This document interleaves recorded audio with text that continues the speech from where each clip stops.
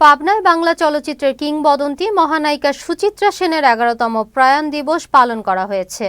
দিনটি পালনে সুচিত্রা সেন স্মৃতি সংরক্ষণ পরিষদ পুষ্পমাল্য অর্পণ ও স্মরণ সভার আয়োজন করে। সকালে পাবনা শহরের হেমা সাগর লেনে পৈতৃক বাড়িতে সুচিত্রা সেনের মুরালে পুষ্পমাল্য অর্পণ করেন সাংস্কৃতিক কর্মী, জেলা প্রশাসন। পরে অনুষ্ঠিত হয় স্মরণ সভা। সুচিত্রা সেন স্মৃতি সংরক্ষণ পরিষদের সাধারণ সম্পাদক ডক্টর নরেশ মধুর সঞ্চালনায় স্মরণ সভায় বক্তব্য দেন অতিরিক্ত জেলা প্রশাসক রাজস্ব জাহাঙ্গীর আলম, জেলা ম্যাজিস্ট্রেট মনিরুজ্জামান সহ আরও অনেকে।